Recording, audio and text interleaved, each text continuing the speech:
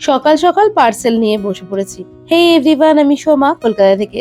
I hope কি তোমরা সবাই শীতের মধ্যে বেশ ভালো আছো। আমরাও ঠিকঠাক আছি।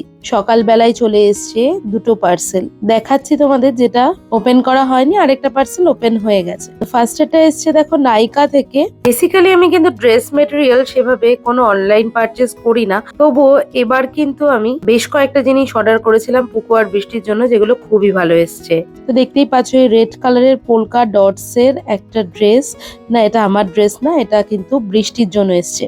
তো চলো ওপেন করে দেখি কেমন ড্রেসটার মেটেরিয়ালটা কেমন। এটা একটা স্কার্ট আর টপ রয়েছে, পোলকা ডটস। আমার এই হোয়াইট অ্যান্ড রেড এ খুবই পছন্দের একটা কম্বিনেশন। এরকম বেশ কয়েকটা ড্রেস কিন্তু আমি বৃষ্টিকে পরিয়েছি, সাথে কিন্তু আমি নিজেও ছোটবেলায় প্রচুর এই সেম কম্বিনেশনে পোলকা ডটস এর ড্রেস পরেছি। তো দেখো এই একটা স্কার্ট আর সাথে একটা কিন্তু রয়েছে টপ। পরে ড্রেসটা বৃষ্টিকে পরিয়ে তোমাদেরকে দেখাবো।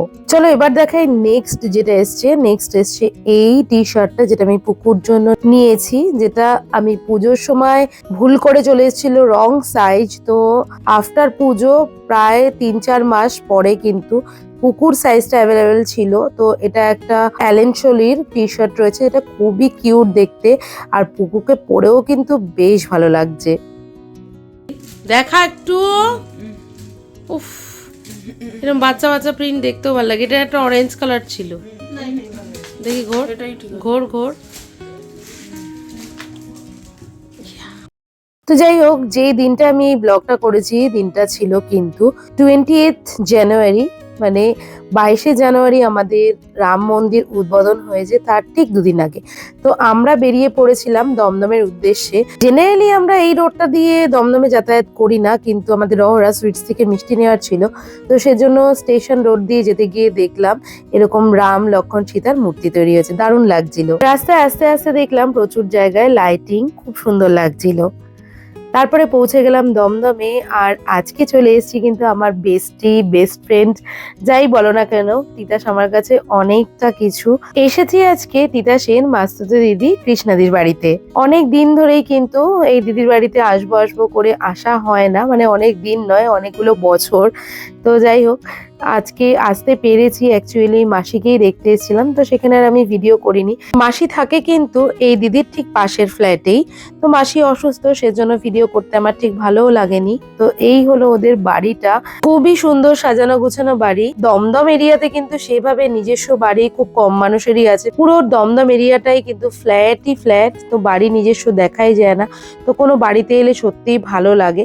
তো ওদের বাড়িটা খুবই ভালো লাগলো আমার। তো এই দেখো, এটা ওদের ঠাকুর মন্দির। এখানেও দেখছি রাম সীতার পুজো হয়, ওরা পুজো করে, আর হনুমানজিও রয়েছে, খুব ভালো লাগছিল। আমার কিন্তু এমনিতেও ফ্ল্যাট একদমই পছন্দের নয়, বাড়িটাই খুব ভালো লাগে। তাই না, এখানে ওদের বাড়িতে এসে আমার খুবই ভালো লাগছিল। তো এই এখন দেখাচ্ছি তোমাদের ওদের একটা লিভিং এরিয়া, যে এরিয়াটা একটা দারুণ কালেকশন দিয়ে সাজানো।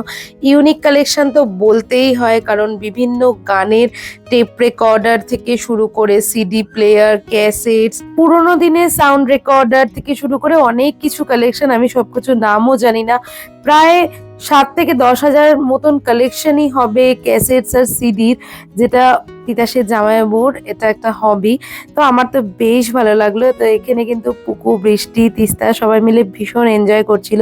তা আমার তো বেসিক্যালি এই রুমটা খুব পছন্দ হয়েছে, কারণ আমরা বিভিন্ন জিনিস দিয়ে, ডেকোরেশনের আইটেম দিয়ে ঘর সাজাই, কিন্তু এরকম ইউনিক কালেকশন দিয়ে ঘর সাজানো কিন্তু খুব কম মানুষের বাড়িতেই আছে।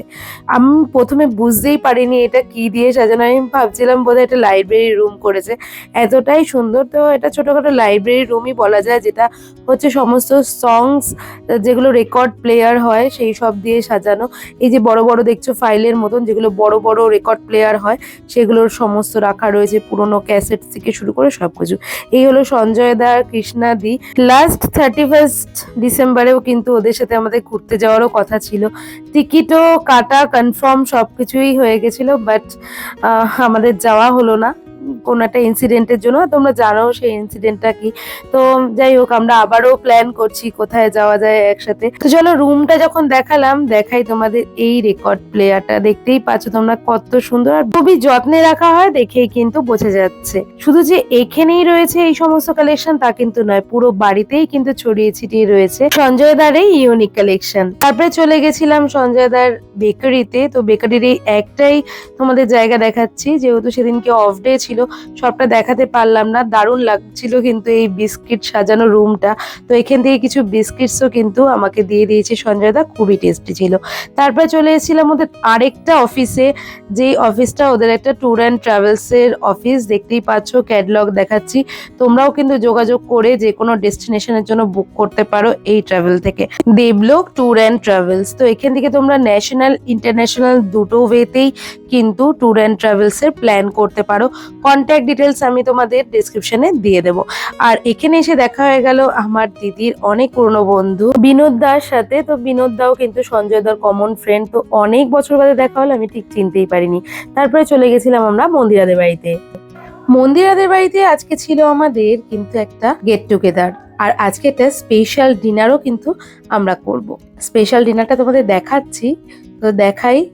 দুজনেই কিন্তু সার্ভিং করতে ব্যস্ত, অনেক গল্প আড্ডা হয়েছে, সেগুলো আর তোমাদের সাথে শেয়ার করা হয়নি। আমাদের পিকনিক হচ্ছে, আমরা সবাই মিলে একসাথে খাবার নিয়ে এসে খাচ্ছি। তেহারি খাচ্ছি আমরা আজকে, তেহারি আর চিকেন কষা। চিকেন কষা না, ভুনা, চিকেন ভুনা। চিকেন ভুনা। সবাই আপাতত রিভিউ চিকেন ভুনা। আর এই যে তেহারি, এই যে তেহারি।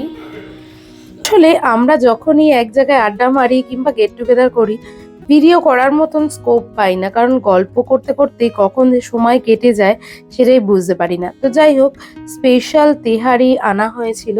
একজন আর কি বানান, পুরো দমদমের মধ্যে একজনেরই সন্ধান আমি জানি।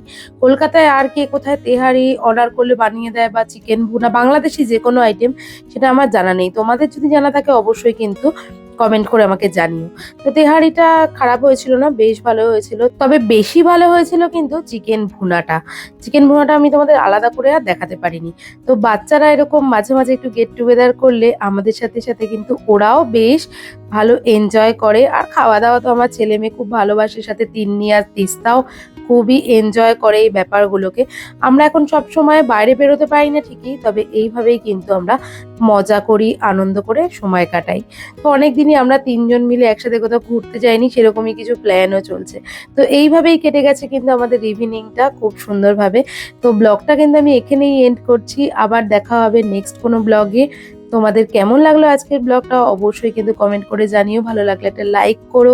আমার ব্লগ ভিডিও যদি তোমাদের ভালো লাগে, যারা ইউটিউব থেকে দেখছো তারা সাবস্ক্রাইব করতে ভুলো না, আর ফেসবুকেও কিন্তু ফলো করে রাখতে পারো। চলো, টাটা।